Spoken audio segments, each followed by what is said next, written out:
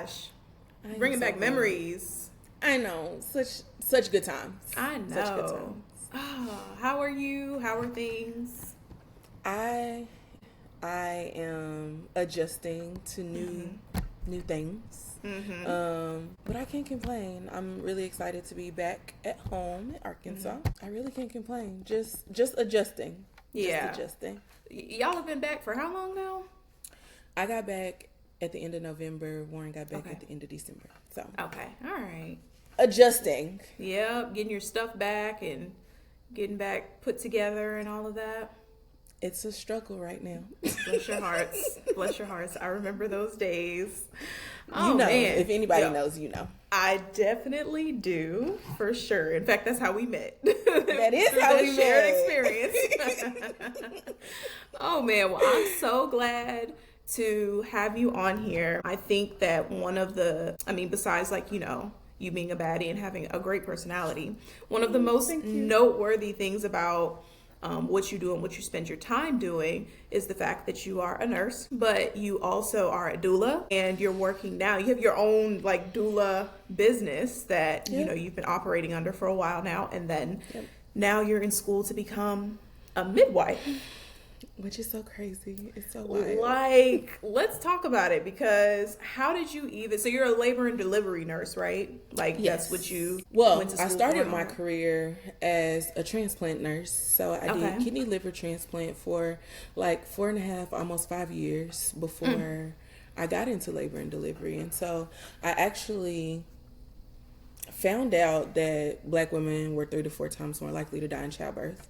And I was like, yeah. Yeah, that could be me or my best friends or my cousins. And so that hit really close to home for me. And so in Arkansas, actually, it was really hard to get a labor and delivery job, because one thing most people don't know is once some nurses get into labor and delivery, they stay, because it is such a rewarding field. Yeah. And so it was hard for me to get a job in labor and delivery. So I did some research, and I was like, how do you combat this statistic of Black women dying in childbirth?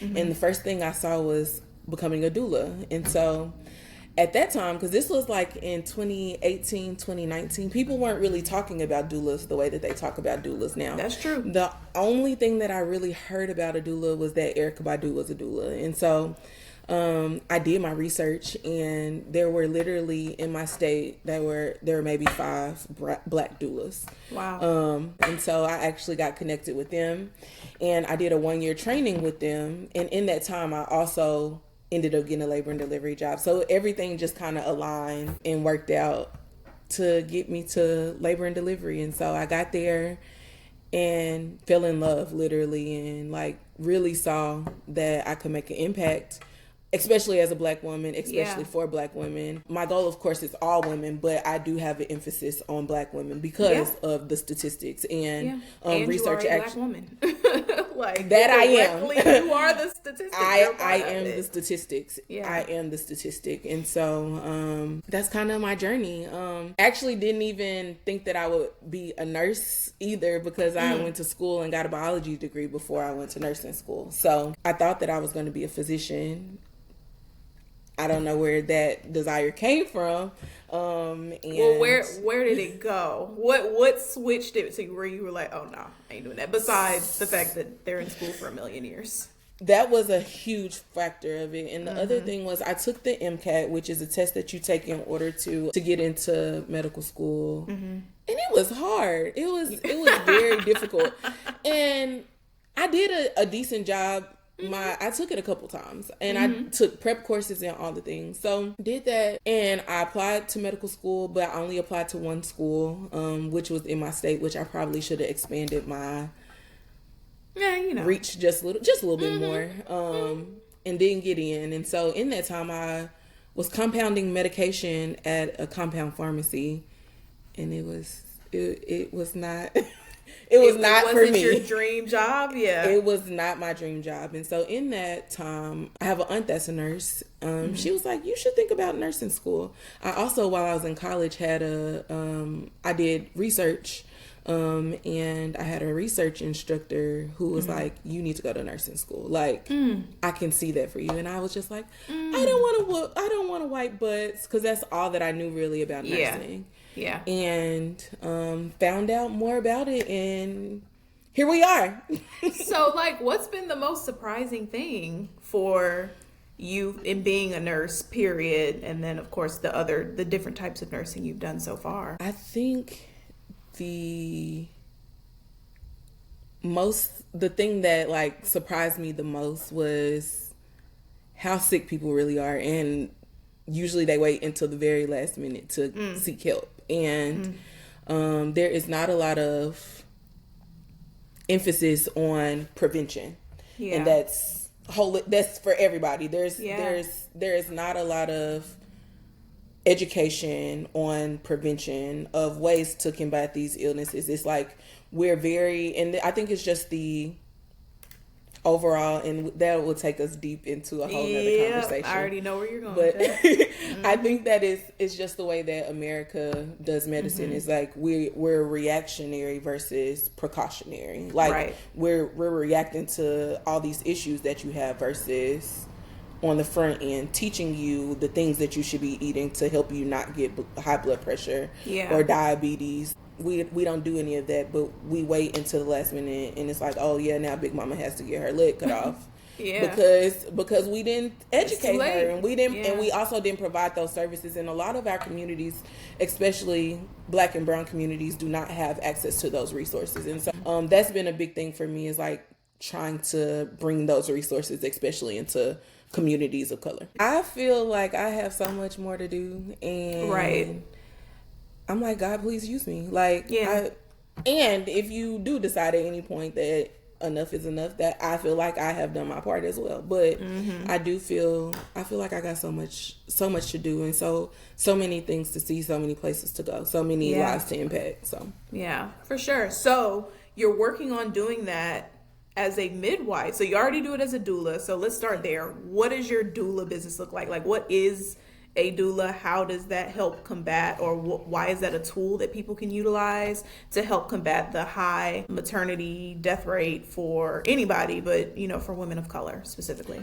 So doulas are not medical professionals. That's the first thing that I want to say. Okay, so you don't have to be a nurse to be a doula, and you're not a nurse if you're a doula. Absolutely. It's two totally different things. Doulas are more so support. So they are physical support, they are emotional support, they are spiritual support, they are educational support. Literally a support person as you are giving birth or in your postpartum period.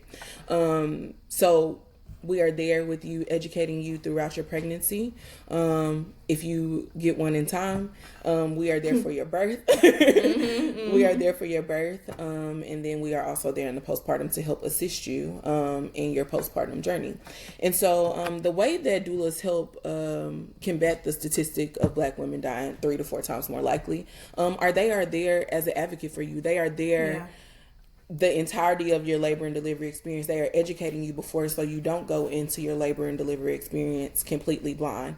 I have, in the hospital room, I have seen so many women come in and they're like, oh, I'm here to be induced, which, inducing is helping you have a baby. When will my baby be here? Will my baby be here in the next hour or two? And it's like, ma'am, that's not how it goes. Yeah. And so, so they're just to support you from the beginning when you find out up until your postpartum journey. So the difference between a doula and a midwife then is what? So, as I said, doulas are the support. Midwives are actually the ones who help you birth your baby. So they are there to catch your baby when you do deliver your baby. So, doulas are not licensed and trained to do that. If a doula is doing that, they are practicing outside of their scope. They are practicing outside of their scope. But, midwives actually catch the babies. Okay. So so you're just now getting into your midwife journey. Yes. Do you think that you have, based on what you know so far and what you've experienced so far, do you think that you have a favorite, one way or the other? Like, oh, I prefer this over this? or if for what reason. Like, I may be being a little bit messy, but like, what are you thinking? How are you feeling about all that?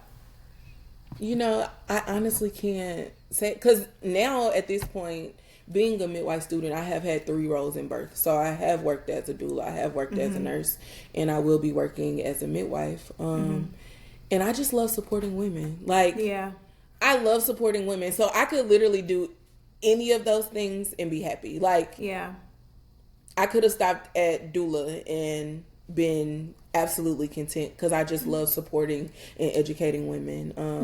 And just making like a difference in their birthing journeys. So, okay. Let's just say I'm not, for the record, but let's just say. For the record, by the way. For the record, let it be heard. I am not. This is a hypothetical situation. I am pregnant, all right? Let's say I find out I'm pregnant. Yeah. And I'm trying to see what my options are as far as my birth experience, my birth plan. What are some things that I should be considering? Because I think sometimes people think, I'll speak for myself. Sometimes you assume, like, okay, if I want to have a baby at home, I'm going to have the baby at home. Like, sometimes people don't have a choice. That baby pop out in the, while they in the bathroom. Like, and it just is what it is. Women have been doing this since the beginning of time. But absolutely. What are some things that I need to consider, or that are considered in the decision to even go the traditional birthing method by going to the hospital, having a doula, having a midwife? How do I decide which one I want at that point? So the first thing that every woman should do is come up with a plan. Understand the different ways that you can birth, because some people think, I just have the opportunity to go to the hospital or home birth, but there are other options as well. So you can have your baby at home, as we stated. You can go to the hospital. You can go to birth centers if your area has one.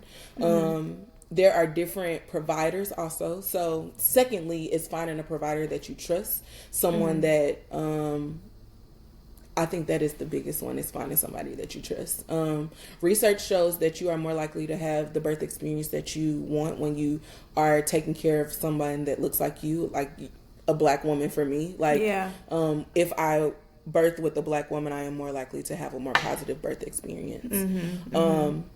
I think that typically comes from advocacy. And like for me, I know the statistics, so I know what I'm going to do in order to take care of my patient. And honestly, just like that bias that's not there. I mean, or that you automatically know. Right. And you think about, they were talking like back in historic times. Yeah. They would utilize Black people, slaves, Black women, to test out all of these medical procedures, because they're like, they don't feel as much pain. They feel pain differently. It's this, that, and the other. And I've seen a lot of stuff said where it's like that still lives in people's mind. Like, that is a bias that some people don't even realize they have. And I feel like me as a Black woman, as a provider, hypothetically, looking at this Black woman who's having a baby, or this woman of color who's having a baby, I'm not going to assume that her pain is any less massive or impactful than the woman who is not a woman of color. So that, I feel like that's a part of it too. It's just that knowing she's not going to look at me and think, oh, she Black, she got the back of a mule. She'll be okay. Yes. And she's not educated on the options that she has as well. Exactly. That's a huge thing. And so, having someone that will advocate for the things that you want also. And, there are opportunities in birth where things happen and you have to pivot. But someone who will go along with the things that you value for your birth experience. Yeah. Also, third thing, well, I should have said this first, is get a doula. Somebody educated doula that will advocate for you. So you don't have to be, yes, you're thinking about all of these things, but you don't, when you're in the space of giving birth, or when you are in the prenatal period before you have your baby, they can help coach you. Or like, these are the things that you should be doing. These are the things that they are offering you when you are in the labor and delivery space. They can educate you on those things, versus, again, going in completely blind, not having a clue. as to anything that is going on, you can have somebody that goes along with you in those spaces. And lastly, that things that can help be impactful in birthing experiences is just have a quality team. Like, yeah, if you're and a good man.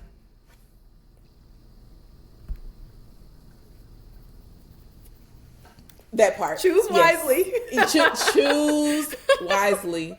Because that does impact, especially postpartum. It impacts pregnancy, birth, and postpartum. Your support. So find you a community of moms as well. Because when our grandmamas and mamas was talking about it takes a village to raise a child, it literally takes a village to raise a child. So finding your support before you even get into the postpartum, because postpartum is very hard. A lot of people don't talk about how hard postpartum is. So have your folks, have your community, get them in order. Get your ducks in a row, because it's so important, and so many people struggle in the postpartum and don't talk about it. So have you ever run into a situation, speaking of like people's villages, or seen it where they're not like, oh, I have a doula, and the family's like, you have a what? You're doing what now? Why are you doing that? Where you've had to maybe, I don't know, help her even navigate that kind of like just added stress or added component of deciding how she's gonna birth her child.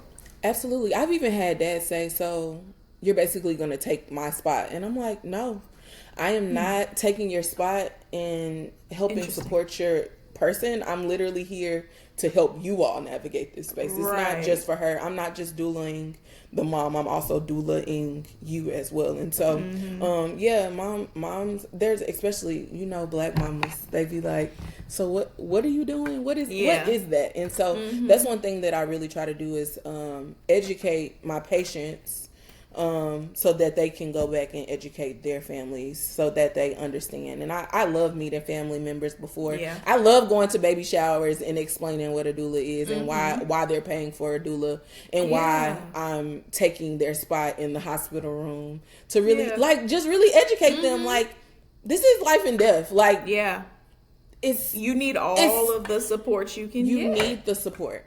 Especially as Black and brown women, you need the support. And I know I keep bringing up the statistic, but the statistic is a statistic for a reason.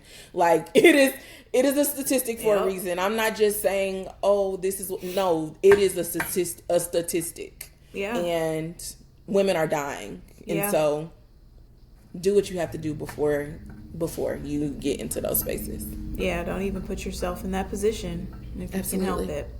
Absolutely. So I was reading a book. You talked about birth plans and stuff. I was reading a book by Kennedy Ryan called Still. And the couple in that book, the baby was born, I can't remember the name of the condition she was born with, but basically parts of her brain did not develop, and the ones that did were like not in her head, like it's a thin layer of skin, like that kind of stuff. And so encephaly, probably. Yes. Encephaly. Okay. Yeah. So she was, and they found that out by looking at the ultrasound early on, and so they had to come to terms with, were they going to terminate the pregnancy, or were they going to, understanding that if they gave birth to the baby, she could either be stillborn or would only live for, a couple of hours. And so one thing I had never really, people talk about birth plans, but I had never really, I guess, heard one or seen one before. Well, in the book, there's a whole chapter dedicated to where she lays out the birth plan. And I mean, it was so long. It talked about, if she's stillborn, don't take her away. Like, we still want to hold her, put a hat on her, wrap her up. We still want to hold her. If I'm knocked out from whatever procedure, immediately give her to my husband. Don't take her away for testing. Like, or if something changes in her condition or something like that where she needs additional testing, then like my husband needs to be with her, like all of those things. Like they laid it out and it was so detailed, and I thought that was so interesting. Well, let me put that on my list to read, because I love Kennedy Ryan, by the way. Oh, so yeah. Let me put that on my... I'm running out of books of hers to read, I'm telling you. And that's like book 2 of a series, and it's a really good book. Yeah, I think I've read just about everything she's got out now. Like, let me go put it on my list. You definitely should. But it's very good. That part of the book was, you know, talking through their loss and everything, but it was very educating, because like I said, I mean, I'm a woman, I don't have kids, but I really was like, wow, like you can have an extremely detailed birth plan, and then people, you know, include if the baby is terminally ill, you can bring in a pastor or a priest or whatever to come in and do all of those things, and how having that birth plan is so important. But they also mentioned how they had to change part of the birth plan, and the doctor had to come in and say, hey, she's not going to be able to give birth, you know, naturally. She's going to have to have a C-section. And so they're like, we have to change the plan, and some things you will have to pivot. But I just thought that was so interesting. I had never really seen or heard a true birth plan laid out that way. Absolutely. Like, I encourage everybody, every woman that goes in to have a baby to make a birth plan. Do different things happen in birth? Absolutely. I say go in with an open mind, but do go in with a plan. And if you have a good provider, it goes back to the first thing that I said, the things that women should do when they're preparing to have a baby is have a good provider that will honor your birth plan and honor your wishes. And will not just say, oh no, we're not doing this. Because there are some providers, and I have seen them with my own eyes, that say, oh no, we're not doing this, let me tell you what we're doing. And it's like, no, like I have autonomy to do what I want to do as my body, my choice. That's a whole nother I keep saying that, but we'll come back for that. We can come back to that. Absolutely. But it is your body and it is your choice, and you can choose to have the birth that you would like. And that goes to another part of, you have a doula there also to advocate for the things that you want, and they know the things that you want, so there is no questions. And if we do, as you said, like in the book, if we do have to pivot, we already know the things that we could possibly have to pivot to, and we are educated on those things, so nothing is a surprise. Yeah, I think that's I won't say crazy, because I'm gonna be really honest with you right now. If I found out I was pregnant right now, I wouldn't know much, like as it relates to what to expect, besides of course, you know, just the typical, you know, ouch, it hurts, and then there's a baby. Like I don't know a ton about, to your point, what the options are. Like I see things all the time where people are talking about like delayed cord clamping, that, or even, you know, taking the placenta and shipping it off and getting that, you know, put into encapsulated capsules and stuff. And there are just so many different things, and you know, of course, in today's age, everybody with a mic is an expert. So you don't. So it's kind of one of those things where it's like, what's true and what's not. But I see so many things out there, and a lot of women don't even, like, me included. I would not know. Like if I knew, I would be calling you and be like, girl, what am I doing? I'm here. What's up? What am I doing? Because I don't know anything. Absolutely. And that was a big thing for me, even when I was going into the fields. Like I don't have babies of my own. And so it took a lot of research. The other thing though is, like, I provide care based on evidence. It's not just like, oh, you get this medication because that's what the book says. No, we're going by evidence. So I encourage everybody to do their, again, research and have conversations with your providers, and make sure that they're operating with evidence. Make sure that they're providing care through evidence, because there are many providers who do not do that, which is very scary. It's and probably contributes there's a lot to of that statistic. It absolutely does. So it does contribute to that statistic, and that's where we are, unfortunately. So we won't get into like the insurance part of this conversation too deeply, but I do have a question. So a couple of questions related to that. So one, let's just say a woman she has diabetes or high blood pressure. or something like that, and she's pregnant, and then some women will get, what's it called, preeclampsia. Preeclampsia, yeah. And what does that ever become an issue as to what kind of care you can get? Like if I want to do a home birth, but I have some kind of a condition, whether insurance pays for it or not, that kind of thing, or whether it's even healthy for a woman to go that route. Like, is that something that's considered too? So it is definitely something that is considered. So I will be, once I finish school, I'll be a certified nurse midwife. Certified nurse midwives will be, in my scope, will be able to deliver at home if a woman is safe to deliver at home. I can also do birth centers. I can also do in the hospital. There's also a different line of work in the midwifery field called professional midwives. They're certified professional midwives. They do not have to go to school to be midwives, but they get most of their experience through community birthing. And so they can deliver at some birth centers allow certified professional midwives, and some they can also do home births, but they cannot work in the hospital. To answer your question, that was just kind of a little bit to just give a little bit of background. But to answer your question, there is a criteria that your provider should. Sometimes it's not always the case, but they should be following a criteria that says if you are considered high risk or not, or healthy enough to deliver at home. Based on that criteria will determine if you are able to stay home and deliver or if you should go into a hospital. Again, goes back to a CNM, which I would be, which is a certified nurse midwife. You can still get midwifery care and be high risk, but we will bring other professionals on board, like your OBGYNs. So another big question that people often ask is like, what's the difference between an OBGYN and a midwife? And the scope is very similar. The only thing is midwives cannot do surgeries. We cannot do a cesarean or a C-section. Yes. But apart from that,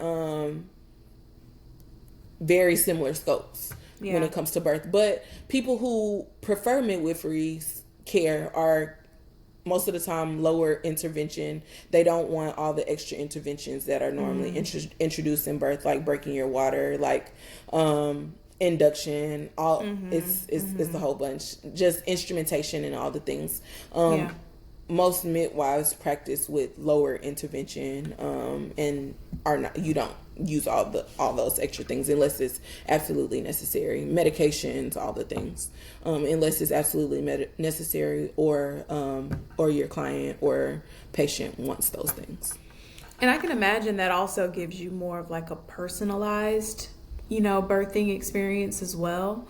Not to say that, hospitals and stuff like that can't be great. My mom talks about when she had, I think, me, there was like the best doctor she's ever had. We were in North Carolina. Like, she just had like a really great experience. And that was back when you were staying a couple of days in the hospital. Now, unless there's an issue, you gotta get out of here tomorrow. We'll see you later. But yeah, just having that personalized care that not only takes into account, like we talked about earlier, just those biases that you don't, I won't say you don't have to worry about, but you're less likely to have to worry about from the provider, as well as someone who, to your point, which you said earlier about how you like to educate, you will go to a baby shower. I was gonna say a bridal shower. You'll go to a baby shower and talk to the moms, the sisters, the aunt, like everybody who ultimately is a part of the village for the baby. And so having all of that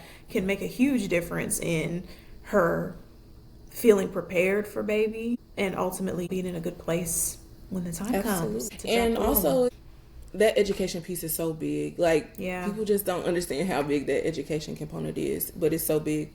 And also, going back to what you said, there are some absolutely amazing OBGYNs. Like, there are some great ones. There are nurse midwives who become OBGYNs. So, like, am I crapping on OBGYNs? Absolutely not, because there are some amazing ones.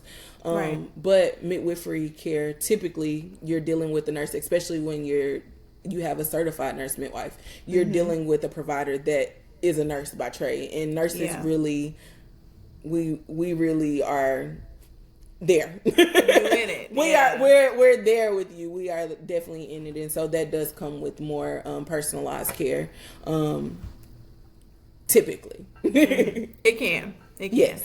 So, all right. So you've talked about a couple of things. You've mentioned a couple of things that to me sound like common misconceptions or just points that require a little bit of additional education on the process. But people saying, oh, you're just going to, the husband or the partner, oh, you can take my spot? Like, no, that's not what I do. Mm-hmm. I'm here for y'all. Or that every single birth is a woman sitting in like the birthing pools. Every single experience looks exactly the same. Every single home birth looks the same. That you can't have a doula in the hospital with you if you choose to have a baby in the hospital. Like, everything has to be one way. What are some other common misconceptions that you've run into that you're like, nah, we're going to debunk these today? Y'all need to know. A big one that I said already is like, women are like, oh, as soon as I get to the hospital, I'm gonna have a baby. And it's like, sorry, sister. You're gonna be here like 24, 48 hours before you even have a baby. Yeah. Another big thing is that you have to birth on your back. Okay. That's what we see in movies. That's what we see on TV. And research actually shows that you are more likely to have a perineal laceration if you do birth on your back, or more birth trauma as well if you birth on your back. And also, little side note, most people don't even know the reason that we birth on our backs, but the reason that most women birth on their backs is for the ease of your provider, so that they can see. King Louis, I think it was like 13th back in the day, he had a lot of wives and a lot of mistresses.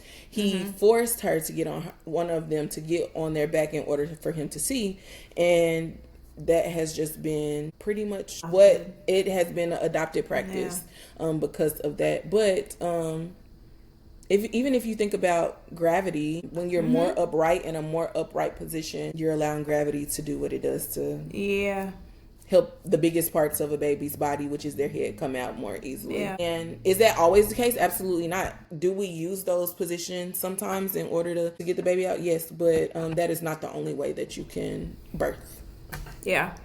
I've seen, again, I keep talking about this, but back in the slave days, when we were yet slaves, they talk about how women would, like, they'd be picking cotton and would just drop a baby. Absolutely. Right there in the field, wrap the baby up, put them on their back, and keep it moving. Get right back to work. And so that's a very, like, I love that you brought that up, because another thing is obstetrics and gynecology is a very new practice. Midwives were delivering babies for forever. Literally, there's parts in the Bible that talks about midwives, but have been birthing babies forever. Obstetrics and gynecology is a very new, for the most part, specialty.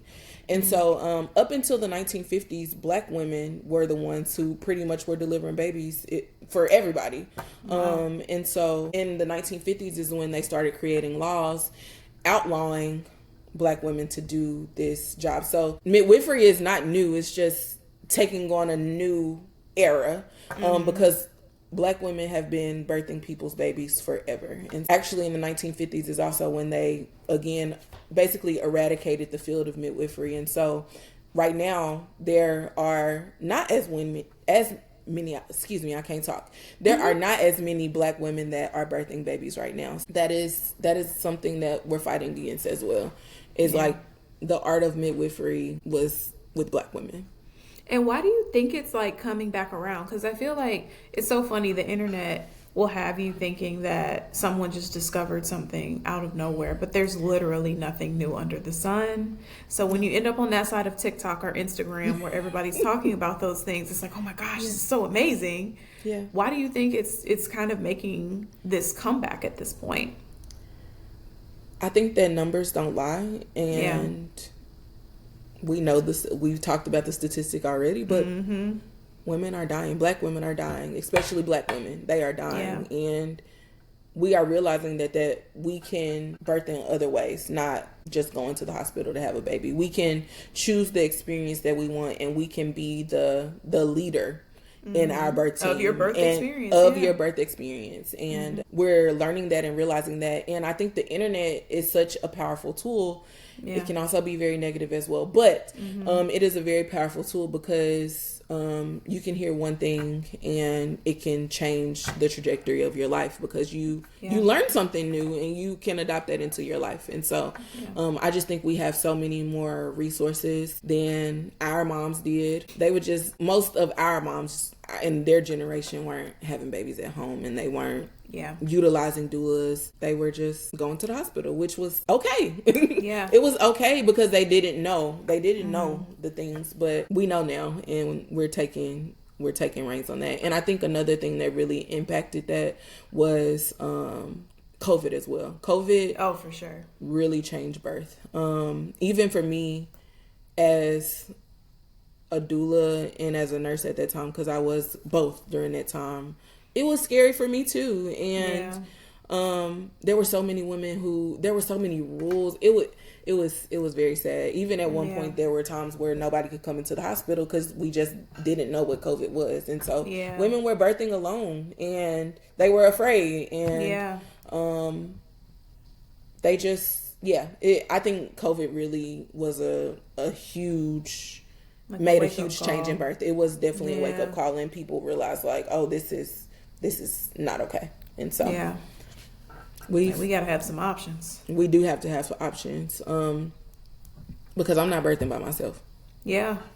Like, and to your point, there's no way. Like, I can't even imagine being in a hospital room. And then think about the women, like that's their first kid. Like, we're not talking about women. Well, we might be, but I remember there was a lady who had 9 kids.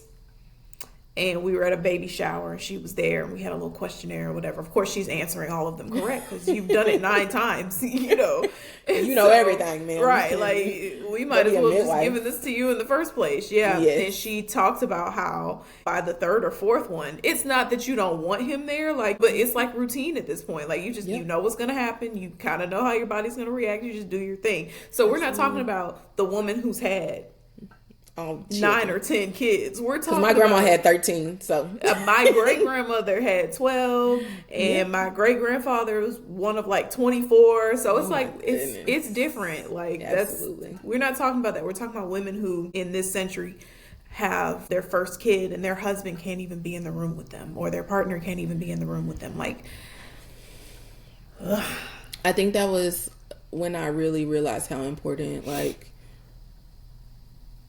being an advocate and having an advocate was, because I didn't really understand that, but there were women who were dying, like women that were dying alone because they didn't have anybody. And COVID was tough, but it shed a light on the maternal care landscape and the overall healthcare landscape of the United States. I was thinking too when you were saying that the OB, that science is and those practices are fairly new, and I was thinking about, you mentioned our moms, they were having babies in hospitals. Then I think about like their moms, they may or may not have had them in the hospital, but then your great grandmother was definitely at the house. She wasn't, like she was at the house. My great grandmother that had 12 of them. I don't know for sure, but I'm willing to bet my left pinky toe that she was at the house for at least 6 of them. My grandmother, she had 12, and the last few were definitely in the hospital, but the ones before that, like, she had a midwife at the house. She had a midwife. So we're not that far removed, like, from so many things, but from that being just the standard of care, right? We're not that far removed from it. And the beautiful thing also is midwives in that time, and now especially like community midwives, they are not just midwifing for the pregnant people, like they are educating the entire communities. They were the healthcare providers for the entire community. Like if somebody had a cold, they were still coming to the midwives back in the day to figure out what was going on, or if somebody was passing away. And that was, I read many books about like the midwives in the 40s and 50s, how they would be the ones who would go into the homes when people were passing away. So they didn't only have that aspect of life, but also of death as well. And so they weren't just delivering babies. They were literally the providers for the healthcare providers for entire communities. And so further in my career, that's exactly what I want to do, is like not just delivering babies, but be a safe place for healthcare overall. And just be that wealth of knowledge, and not just, like you said, we're not just talking about what's in the books. We're talking about what we're looking at right in front of us. Like, what are we needing to do? And we are whole individuals. Care. Like, it's not just like what sickness you have, or you're having a baby. It's holistic care, and that's my goal, is to provide as much holistic care as I can, because we're more than just like diagnoses. Yeah. So, you and hubby, when y'all decide to have a little one, what would be, like, I don't know, some of the major points, I guess, of your birth plan? What are some things that you would absolutely have in yours? So on my birth plan, the first thing that I would have, well, first I would choose a great provider that I feel comfortable with. For me, I think that's the kind of scary part for me, is like, I know a lot. Yeah. I know way too much. And so finding somebody that will, make me feel comfortable in that space, not just being a provider, but also being a birthing person and being someone that's giving birth. I would first do that before I even start on the birth plan. Secondly, I would get a doula. So those are my top two things. Like, regardless of how much money I am getting, a doula, somebody that I trust to navigate this space with me, somebody to advocate for me. Things on my birth plan would include, for me, it would be stuff that is more on the holistic side. My husband calls me a hippie. So it would be just less interventions. Research shows that most of the time you don't need all those interventions. Yeah. If they are necessary, I will definitely be open to them. If it's life or death for me and my child, I am open to every intervention that you have underneath the sun. But if not, I want to go as holistic as possible. For me right now, again, I have not had a baby, but I would prefer to go. I don't say natural. I say more of the non-medicated route. I would prefer no medication if I can. As you said earlier, I wouldn't want my husband to leave my side. I wouldn't want my doula to leave my side. When my baby was born, they would not leave out of my room unless somebody is going with them. I would most likely take my placenta with me. Don't know how I feel about encapsulating it, but it would definitely go with me. Maybe I could plant a tree or something with it. Yeah. If for any reason I have to go back for surgery, I would prefer for my husband to be there with me. He is the only person that is making all medical decisions on my behalf. I would have him as my power. He would be the one that would be able to make all of my medical decisions. Those are big ones. Other big ones. Those are major. We would have conversations about if you need to save my life, you can do what you need to do. Those are the major ones. Those are the major things that I would really consider. But big things are making sure that I feel confident in the space that I'm in. Yeah. Pain management. Just advocating for myself overall. Yes. Just and having somebody to advocate for me are my big things. Big on the top would be healthy. The goal is healthy mom, healthy baby. So whatever would ensure that me and my babies are safe, and that's what I want. Yeah. So I just thought of a little business idea for you. I'm all ears, girl. Thinking about it. I don't know. Maybe you've thought about this. Creating like a birthing plan template and some kind of like booklet along with it to kind of help guide a woman. I love that. Building her birth plan. All of my doula clients, I make their birth plan. So we go through it. I have a template that I created a while ago, in like 2019 when I first became a doula, and not much has changed since then on it. But we literally go through their birth plans, and we go with that template, but we also include, if there's something that they prefer, we use that as well, and we create their birth plans that way. So that I need to start working on it. Cause it's like, if there's a woman in Alaska who isn't gonna use a doula, but she's going through, she's researching, and she's like, oh my gosh, I need a birth plan, but I don't know where to start.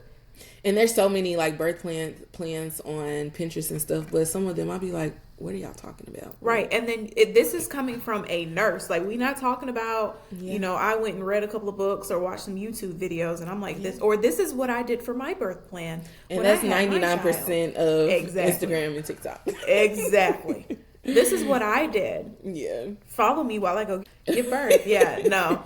Like, no. This is coming from certified, from top to bottom, professional. Yeah. I think you should do that. I'd buy it, and I'm nowhere near having it. Let me start working on it. You're my accountability. Let me start working on it. I'm gonna check in with you in a couple weeks about that, because I really, as I was sitting here, because then I was like, well, you know, she's a doula, so she wants people to, you know, utilize her doula services, but some people may choose not to do that, and some people can't afford it. But a birth plan is needed. Yeah, absolutely. Well, some people just can't afford it, but there are a lot of programs that offer free doula services. There are some hospitals that even provide free doula services, because the research shows when you get a doula, you are more likely to have a positive birthing experience. You are less likely to have a C-section. You are less likely to have you are more likely to have the birth that you want when you do have a doula present. And that's not just me saying that because I'm a doula. It is literally in the research. Numbers are numbers. Fact. Numbers are numbers. So okay, you talked a little bit about price. If you're comfortable, just tell us a range. Like, what can people generally expect if they're wanting to employ a doula for their birthing experience? So, like, when I first started, I was a good old $500. And it typically doulas, you pay your doula based off of their experience. Now, when you talk to me, it's a little bit steeper, but that comes with a wealth of knowledge. It comes with a lot of experience. So typically, I would say somebody should think about pricing their doulas between $250 to $2,000. Okay, and that's just in general for the entirety of the experience. Yes, and that's typically like prenatal and during your birthing experience. Most doulas also have postpartum packages where you can pay a different price for a postpartum package as well. But typically, I would say just prepare your mind from between $200, and again, it goes by experience, $250 to up to $2,000. In California, when I travel nursed in California, those doulas were making lots and lots more money than that. So it's California. It's Cali. Yeah. Everything's more expensive over there. Okay, so preparing for anywhere between 200 and something to 2,000, and that really is just based on how much experience they have. Absolutely. You know, how honestly what they're offering. Does that vary at all? Like, obviously you think doula services in general are going to be similar, but how can they vary from doula to doula that you've seen? Yeah, so different doulas do different things. Like for me, my standard is about, you get 3 prenatal visits, so that's during your pregnancy, and then you get your services during birth, so that comes with a select number of hours, and that's up to the doula's discretion, and that should be in their contract of how many hours that they provide. And then after those hours, like for me, mine is I think 8 hours now, and so after those 8 hours, you do have to pay more money after those 8 hours. Some doulas also, well, there are all types of doulas. You have your birth doulas, you have your postpartum doulas, you have your full spectrum doulas, you have your bereavement doulas if your baby passes away and you want somebody to go along that journey with you as well. There's literally a doula for everything. So that's how different doulas have different prices and different packages that they offer as well. Okay, and so if I decide I want a midwife, from my experience, how do you go about getting that, researching? So it honestly depends on if you prefer to birth like at home in the hospital. What that's the first thing that you need to figure out. Secondly is finding out where your provider births at. So like as I said with like nurse midwives, like you can say, hey, like somebody could be like, hey, I want you to deliver my baby. This is like once I graduate.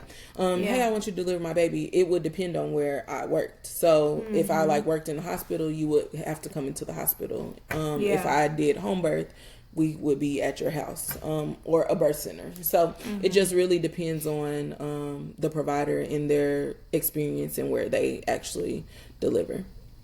That's so interesting because Now I have some questions that I'm be asking, because you think doctors and other kinds of providers in hospitals, they may be employed by the hospital, or they just do their work in the hospital, and then they're providing those services. But when it comes to like insurance and things like that, anyway, I won't get into that because I'm not an expert, but I'm definitely going to ask more questions about those things now, because I'm curious to see like how I'm just going to use the word coverage for those services work. And so they're like midwives. I know that like this is my insurance. I use TRICARE, obviously. And so like TRICARE actually covers home births. I'm not sure of like the midwife status, if they have to be a CNM or a CPM. I don't know all the details, but I know that like they do cover. And I know that like in Arkansas, they just passed a law that pregnancy Medicaid will cover like birth centers. Right now there are actually no birth centers in Arkansas, so that's neither here nor there. But there are no birth centers in the state, but Medicaid, Medicare, pregnancy Medicaid will cover your birthing experience in the hospital or in a birth center. Yeah. So it honestly just depends. Some midwives don't take insurance, some do, but it honestly just depends on what kind of insurance that you have and what. Same as any other kind of provider. Absolutely. Honestly. Absolutely. Okay. Yeah, I'm definitely going to ask a little bit more. A few more questions about that. Okay, so what has been one of your most memorable experiences as a doula? So you've obviously been a part of some births already, some birth stories. Yes. What has been your most memorable, and why? My most memorable. I'll just say it wasn't my most memorable because of the birth, but it was like what somebody said afterwards. So this was actually during COVID, and they weren't allowing people into the hospital at that time. They were at that time they were allowing the person that was giving birth and one other person. So this particular person, it was a wife and a husband, and she came in. She had a doula, and I actually knew the doula, and the doula, because again we're in COVID, the doula wasn't able to be in the room at that time, and so she was really upset, and it was a lot going on. The doula reached out to me, and she was like, I have a client and I really need you to go support her. And I was actually again in my labor and delivery role, but somehow I ended up getting the assignment to be able to be her nurse, but I was able to support her not only as her labor and delivery nurse, but also in a doula role as well. And at the end, we were talking, and she was older than me, and she was like, I actually looked at your page to hire you, but you were younger than me.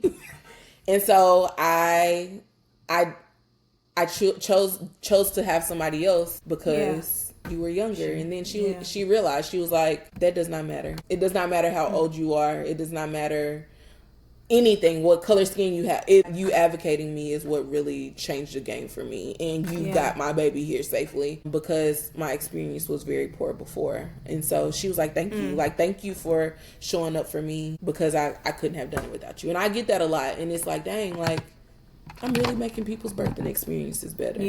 I mean, that's what I'm you really set out out here to doing do. it. Like, like, I'm really out here like making a difference in people's lives, like, because that's one thing that I've learned, like, throughout my career, is, like, people gonna remember their birth story if they don't remember nothing else. They are going to remember that. And so I don't want to be the reason that you traumatize for the rest of your life. And so I'm going to do my doggone best to ensure that you feel safe, to ensure that you feel advocated for, and make sure that healthy mom and healthy baby, as I said, for my own future birth plan, is like, ensure that it's healthy mom and healthy baby. So I have lots of beautiful stories. Like, I have been to, I'm sure, over 1,000 births. I stopped counting at this point. I'm going to start back counting when I become a midwife, because that's, I'm going to start back. But I've attended thousands of births at this point, over 1,000 births. So it's like, just hearing people say, like, thank you so much just means the world. Or, like, you made my postpartum experience so much better. Like, I couldn't have done this without you. And just hearing that, it just pulls on my heartstrings. And it makes me want to continue to keep providing that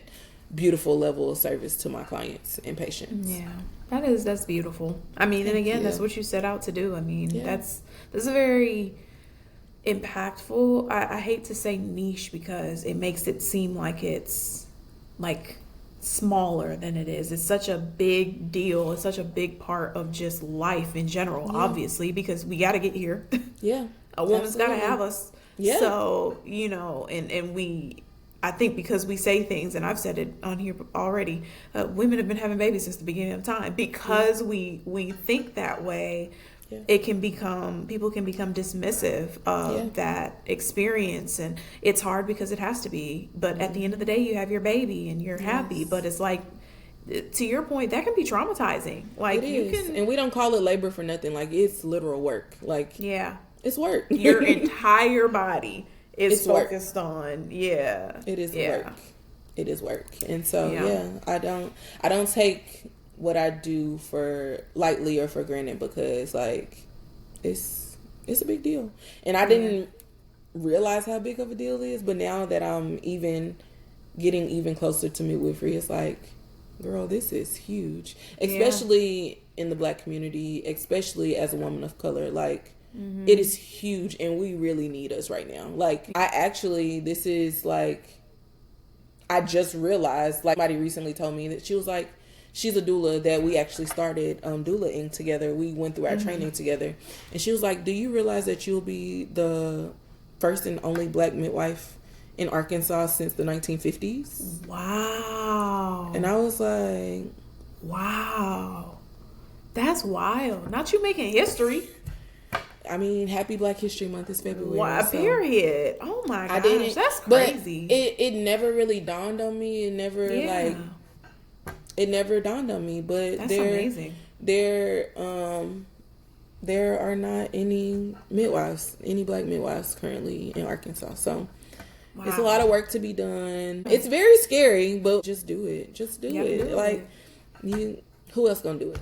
Yeah. If not you, then who? If not you, then who? And I'm hopefully, like, I will be able to teach the next generation of brown and Black midwives as well. Like, I am the catalyst for this new generation of Black midwives and midwives of color, because there aren't many of us. So that's especially amazing. In my state. Girl, and I'm right next door to you, or right below you, whatever. So I'm sure if I looked it up, it'd probably be similar here as well in Mississippi. Yeah. So, like, briefly, how would someone become a doula? So whether they go the route of, like, they're a nurse and they decide they just want to do that, is it a certification with classes? Yeah. What is the process if someone wants to become a doula? So there are actually multiple ways to become a doula. You actually don't have to take any courses, because, again, as we talked about earlier, it's not a medical professional. Like, you are a support professional. So it is not medical knowledge that you need. So you actually don't have to do a course or anything. You can just get, like, in-person training with another doula if that's what you choose. But like me particularly, I found a local doula and she trained me. She had a training program. And so I had a year of training. So I shadowed her. I read books. I did essays. Like, it was an actual, like, program, like, that she had made in order to train doulas. And now she's actually training doulas all over the state of Arkansas. And she has collaborated with some of the local hospitals in order to train more doulas in Arkansas, especially doulas of color. Shout out to Ujima Maternity Network and Nicole Fletcher, because she definitely has been the person that really helped me in my journey and taught me everything that I know when it comes to doula work. Yeah. So for midwives, what's the difference there? What is that journey? So as a midwife, as a nurse midwife, which is what I will be, as a nurse midwife, you do have to go to school. You have to be a nurse in order to start that program. And so for me, I got my nursing degree. I worked for some years. There are actually programs where you don't have to work in labor and delivery. You can just, as long as you're a nurse and you have nursing experience, you can go straight into midwifery school. For professional midwives, it's a little different. I don't know all of the intricacies of their programs, but I do know that they have to shadow a certain amount of births, and then they do have to take a test called the NARM in order to be considered professional midwives. Okay. All right. How long does that usually take? Is that like a 2-year, 3-year thing? So nurse midwifery, typically it can be from 2+ years. Like for my program, being in Germany, I couldn't do any of my clinicals because you couldn't do it overseas. And so for me, I was able to space it out. And so I started in, I think, 2022, and I'll be done in 2026. So it took me a total of 4 years. But I also went at a very snail-like pace, which was beautiful. And it was a part of my journey. But it could be, I think most programs want you to be done in at least 5 years, though. Okay. Not really sure about the CPM route. I'm not sure how long that takes. Of course, you have to, again, pass your test, so it can take longer for what it takes for you to study. Absolutely. Actually pass it and all of that. Yeah. Okay.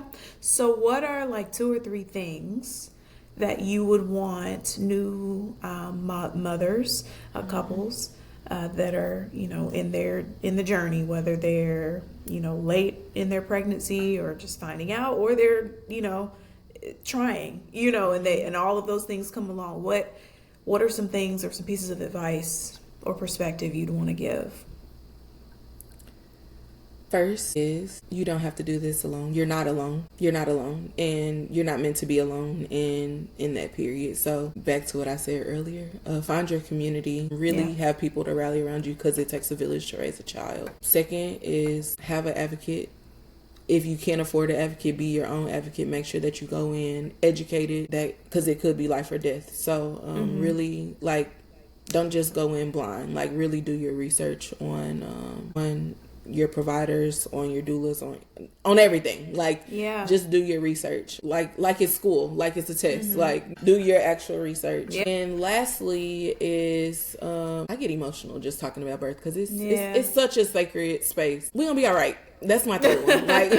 If you do the things that we have discussed in this podcast, you will be fine.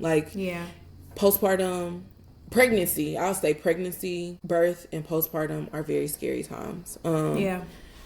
But you can be okay. And you can be okay. You can have a beautiful experience. It doesn't have to be scary. It doesn't have to be a scary process, but that goes along with education as well.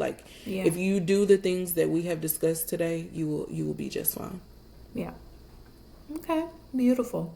So you're a doula. You're in midwifery school right now. Yep. How can people, if they're interested in having a doula, how can people get in touch with you, the name of your business, all of those things, if they're wanting to just consult on whether or not they want to have a doula? So they can reach out to me on flourishdoulas.com. If they would like to email, if that's not your thing, going to websites, you can reach me by email at Kerian@flourishdoulasservice.com. You can also find me on Instagram at Kerian TP, and on Facebook as Flourish Doula Services as well. I will be going into another space soon of birthing services, so I will be expanding on that. More to come soon. Okay. But that is how you can reach me at this moment, is at flourishdoulasservice.com. Okay. And I look forward to hearing from y'all. Come on. Yes. Y'all go on over to my girl. She's going to take care of you, obviously, as you've heard in this conversation. But I think it's so great what you're doing. The fact that you're so passionate about it stemmed not only from you just obviously loving people and getting into the nursing field, but you're so educated about the good, the bad, and the ugly. Absolutely. Surrounding birth rates and maternity and pregnancy and birth and postpartum experiences for people, and that's necessary. I think we think, oh, the baby's coming, it's great, we're so excited, it's all roses and beautiful butterflies. Everybody's so excited. Her body's meant to do that, she's fine. But having people like you who not only are providing a service but also are providing the education behind it, and like I said, are just truly passionate about what they're doing. I mean, it blows my mind that you are going to be the first nurse midwife in Arkansas since the 50s, since they did eradicate that service. That's a big deal. I feel like that deserves a cake or something. Let me tell my husband, go give me a cake. Especially like you said, Black History Month, I feel like it needs to be cemented in our history books, because that is a huge deal, and just creating awareness around it and really just speaking to advocacy. Advocate for yourself, whether it's related to birth or any other health related issues or experiences that you're having. go in knowing what you're talking about to the best of your ability. Yep. And call in help when you need it. Like, you need Absolutely. a doula, get her in there. If we think about sports, like, yeah, people don't play sports without a coach. It's right. We're like, go into birth with a coach. Like, yeah. Let somebody help you. Let somebody help prepare you for this very monumental time in your life, because it's literally life changing. Because my life is changed every day by attending birth. And I just can't imagine as a parent, because I'm not a parent, but like, your life literally changes. Yeah. And if it doesn't change, something wrong. But but people come in changed people because of birth. And so get you somebody that's in your corner. It's so funny you talk about the life-changing stuff. I was at the gym a couple weeks ago, and we were talking about this lady that works with us who had just had her baby, and we're like, oh yeah, she had her baby, everybody's showing pictures, all that stuff.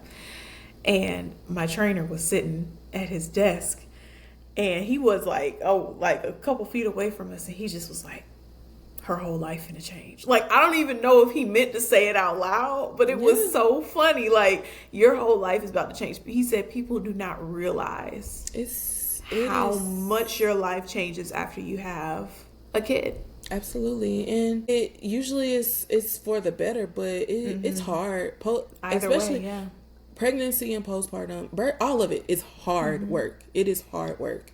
And so that's my third thing that I can say. Well, fourth thing is like what you said, to help people, is like, get you some people who can help you in postpartum. Like, you don't have to struggle. You do not have to struggle.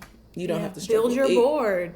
Build your board. Yes, to the boardroom. Build your board. Yes. Build your board. Like, don't wait until you feel like the sky is falling for you to reach out. Like, you don't have to do postpartum or birth or any of it by yourself. So yes, get your board.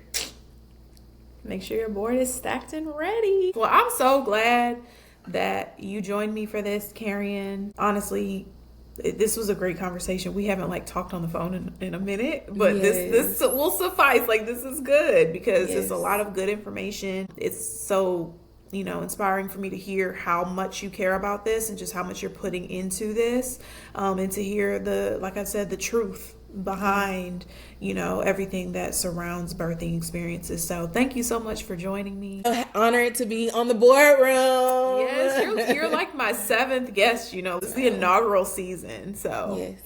Well, you're doing an amazing job as well. And that's what we have to do as Black women, is continue to encourage and empower each other. Like, it's hard. We're living in a very strange time right now. So like we said earlier, just go out and do it, and know that you have support. I'm so excited for what you're doing right now. The boardroom this is just the beginning. Yep. I'm claiming that. This is just the start. It's just the start. It's gonna be big. Yep. Well, I appreciate you so much.